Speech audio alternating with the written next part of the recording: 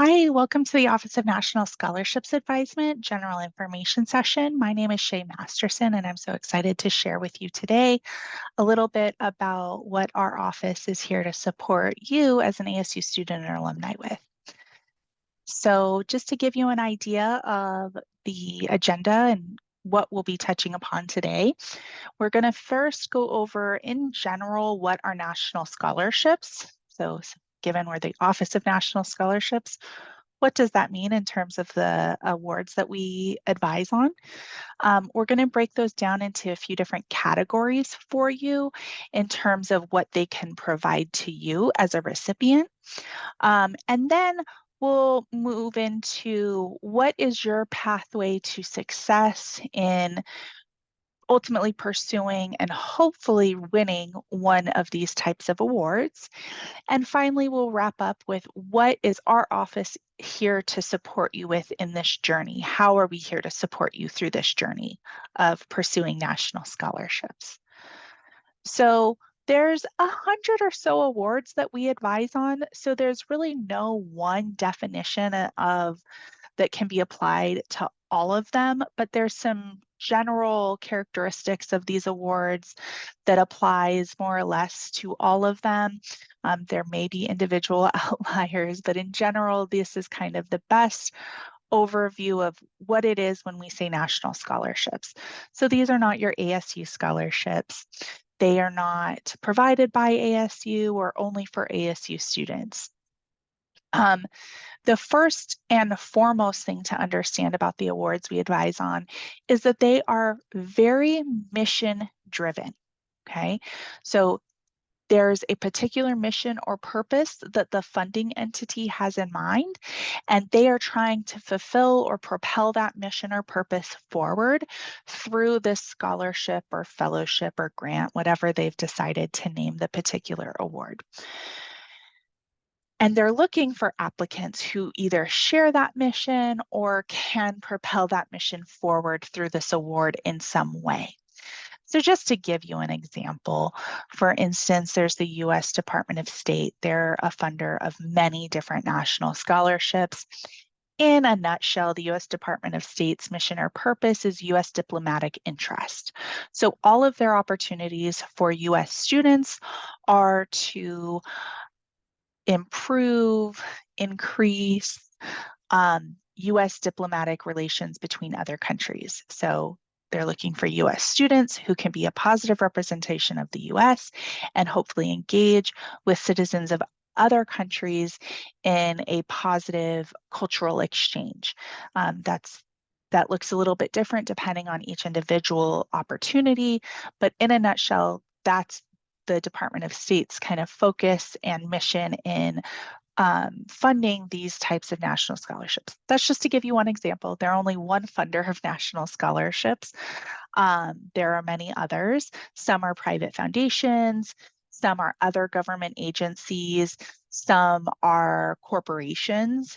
So kind of philanthropy sides of corporations. Some are also agencies or organizations from other countries. So they might not even be US based. They might be an agency out of Germany or a foundation out of China or something like that. So sometimes they're also international. So the funding is coming from these entities that are trying to fulfill this mission. So the funding is a national or international source for any award that we advise on. And therefore, the applicant pool is also a national or international applicant pool. They receive applications from students across the country and sometimes across the world. So again, not just open to ASU students. We just focus on helping ASU students in pursuing these awards in our office. Additionally, most of them are not at the undergraduate level, just general funding for your studies. Most of them are experiential. So they're going to help you gain some kind of experience that can further you in getting skills and building towards whatever goals you have set for yourself for the future. So, unofficially, national scholarships are free money to do really cool things that you can also put on your resume. That's the experiential side. So, even if we advise on an undergraduate award that does provide general funding towards your academic costs, which they do exist, they will often also come with some experiential component for you to help you in achieving your goals beyond just funding your academic studies that can be really invaluable experience as you move forward in your professional journey.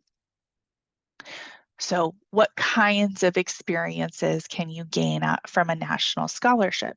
So, these are some different categories or buckets of experiences or benefits that you can gain or engage in through a national scholarship. So, one big one is studying abroad.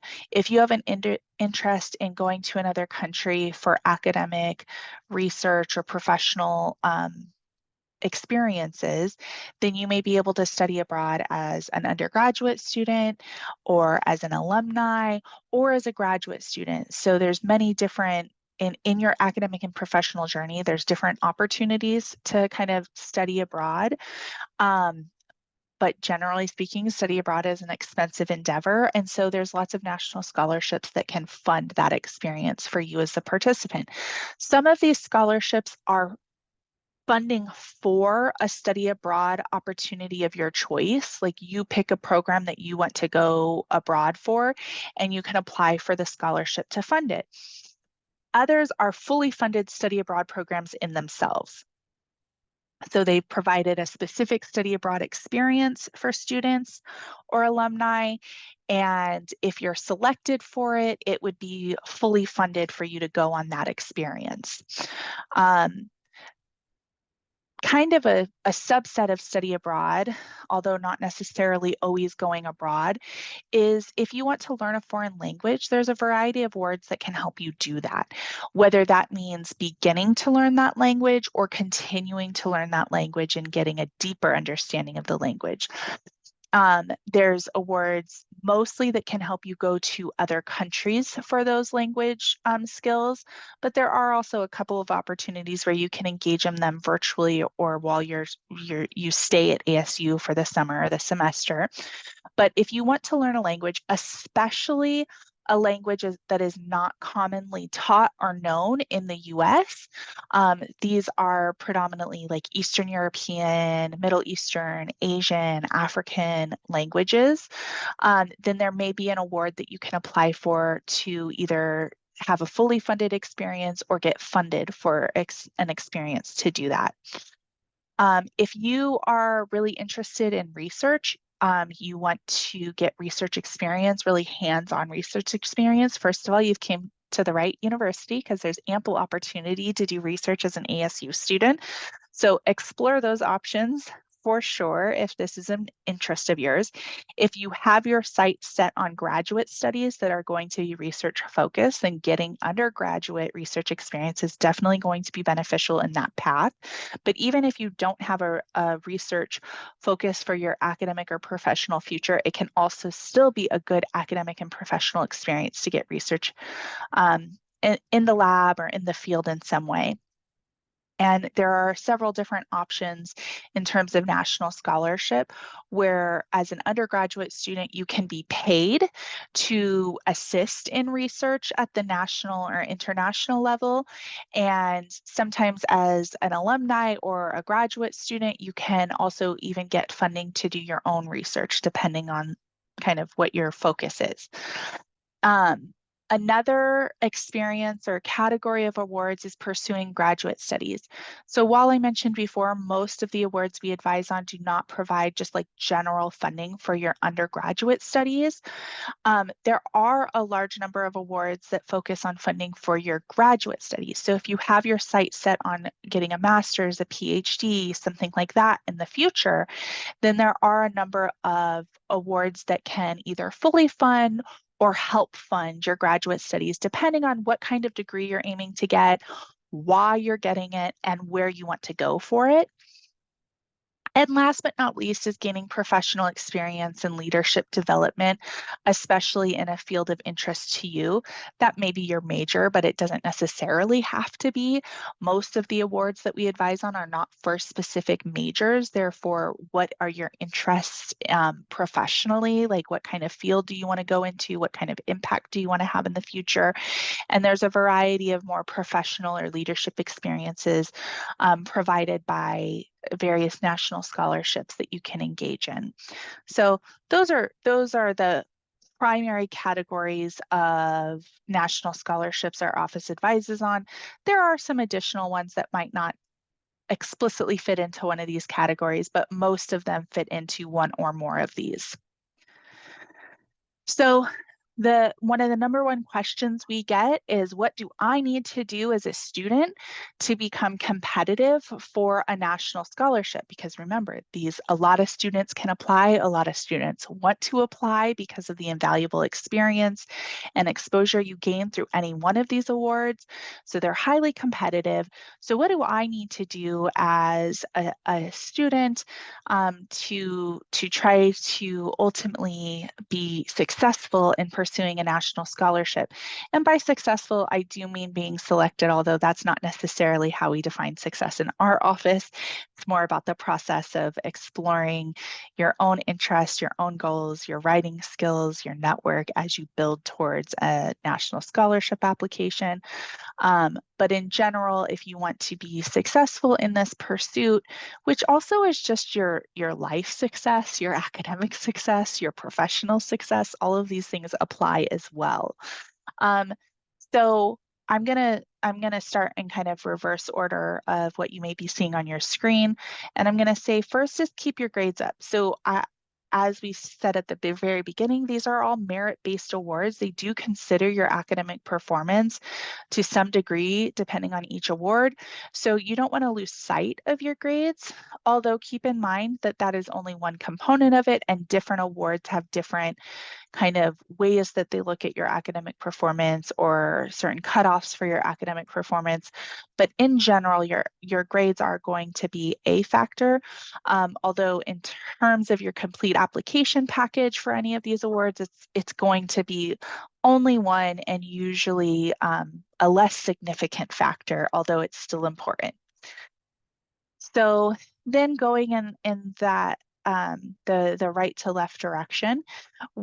Another thing is you want to really build and maintain meaningful relationships with your professors, advisors, mentors, supervisors as you go through your courses, your extracurricular activities, your internships, research experiences, jobs, now and in the future. These individuals are going to be hopefully great supporters of you and your goals and helping you achieve your goals by getting experience and skills and being people that you can reflect with and build upon whatever you've set forth for yourself. So you want to look for ways to build and maintain those relationships with those individuals. That means not just taking one class with a professor and then considering them part of your network or that you have an academic relationship with them, but maybe taking multiple classes with them if possible, going to their in-person or virtual office hours, even if it's not to discuss a specific assignment or a specific grade, maybe just meeting with them to talk about some shared interests that you have with them, or a topic that was covered that you want to gain a better understanding of, or just have a chance to discuss further with somebody who's an expert in that. Maintaining contact with professors and advisors and supervisors who you have a shared interest with, or who are doing the things that you want to do in the future. even when you're not in a class or an internship or a lab with them specifically. So continuing to like touch base with them throughout your academic journey and even beyond, check in on how they're doing, how their interests are and projects are evolving, and sharing with them how yours are. That's how you maintain those relationships.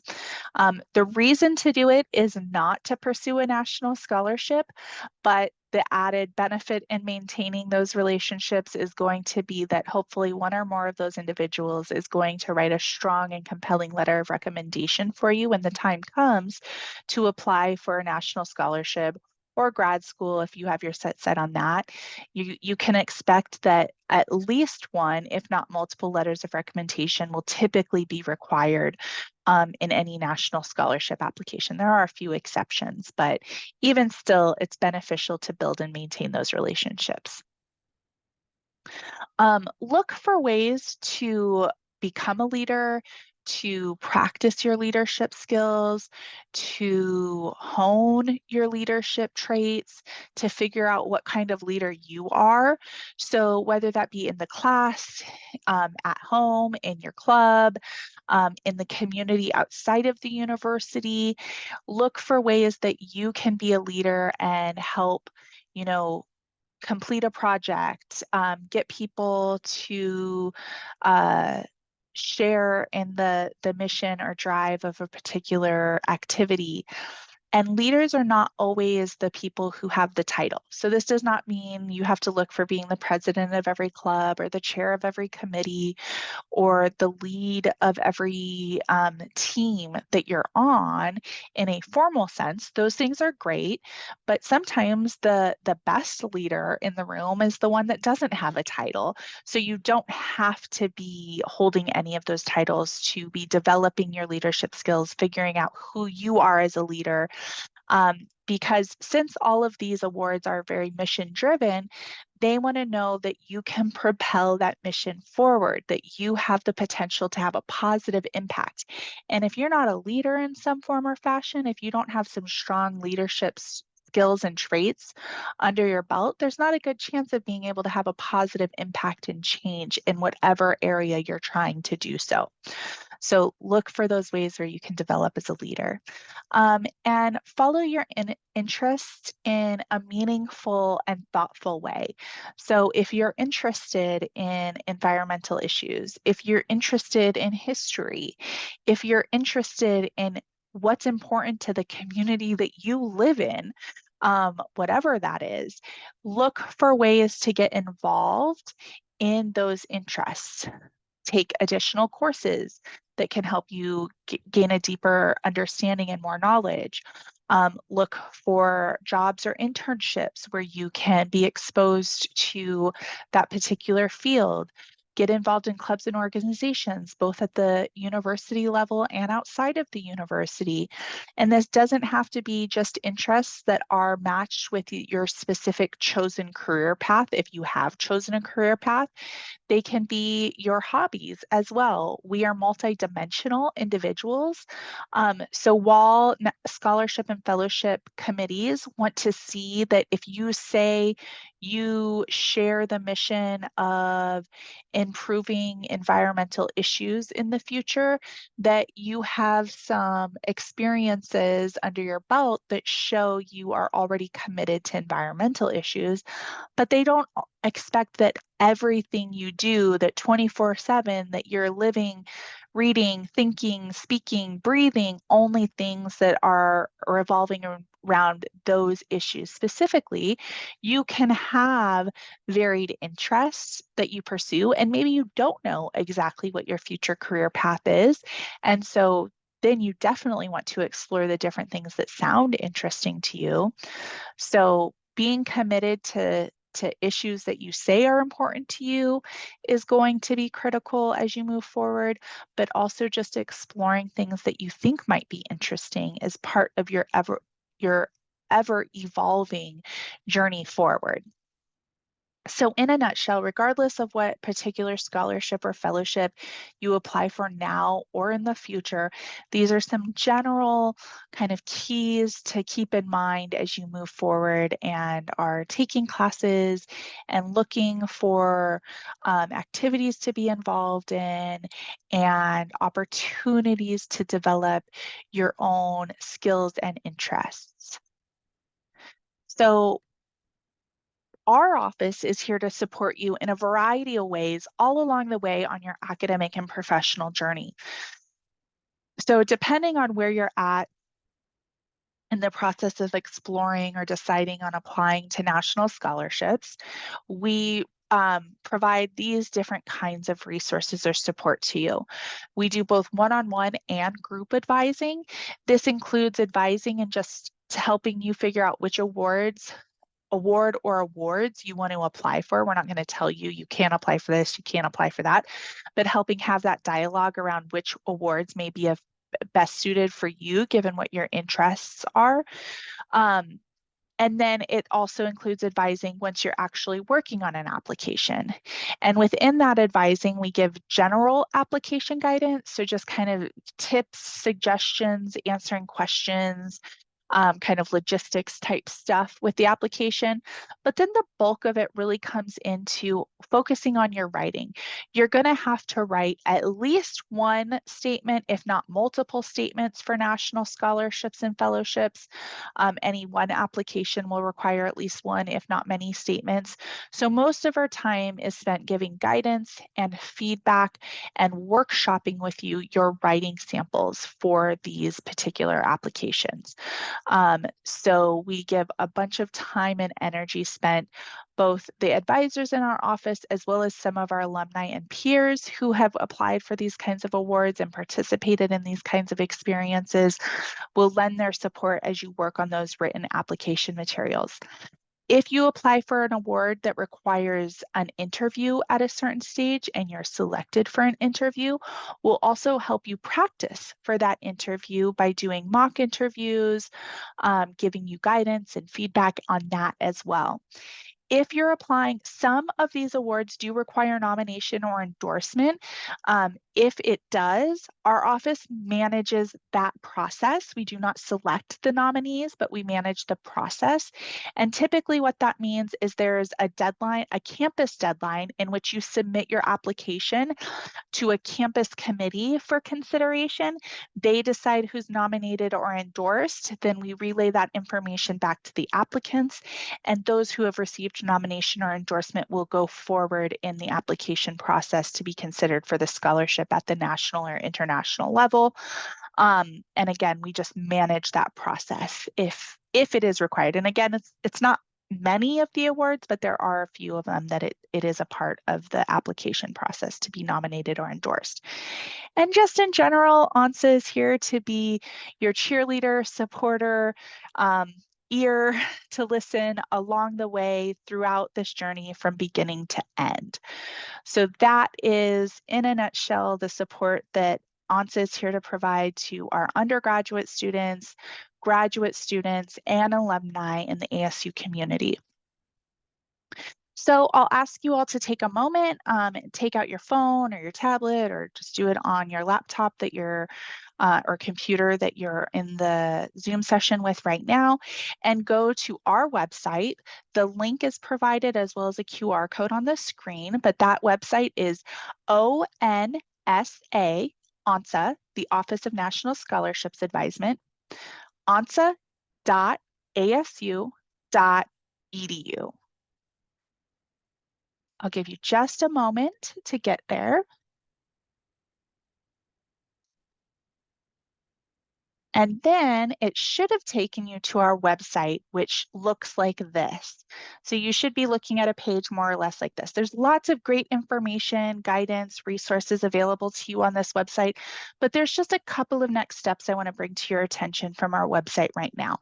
First off, if you click on the scholarships button in that navigation bar at the top, This is going to bring you to the database of that 100 or so awards that our office advises on. Okay, so if you scroll down, you can see that list of about 100 awards. It'll give you the title of the award, in general, usually the month that the application is due, and then the beginning of the overview or description of that particular award. The title of the award is a hyperlink that will take you directly to that award description, which has the more detailed overview, benefits, eligibility criteria, and application process for that specific scholarship. It'll tell you whether nomination is required or not, give you some general information about it, and there's always a direct link to that award in the for more information section. If you go back to the database, you can also apply these different filters to maybe narrow down the choices. So your citizenship status, depending on what it is, your academic level, depending on what it is under the eligible applicants field. The focus is kind of not necessarily your major, but your academic field of interest. Although again, most awards are not aligned with a specific academic field, or definitely not a specific major, but that just gives you some ideas. The purpose would be that category of the benefit it provides to you. So whether that's learning a foreign language, getting international experience, research support, you can filter by that. And finally, there's a communities option where you can filter by some different populations that some awards have will consider if you're amongst that population in the selection process. Not necessarily explicitly for only those in those population, but that can be another filter you can apply. I will forewarn you, the more filters you apply, the less options you'll see.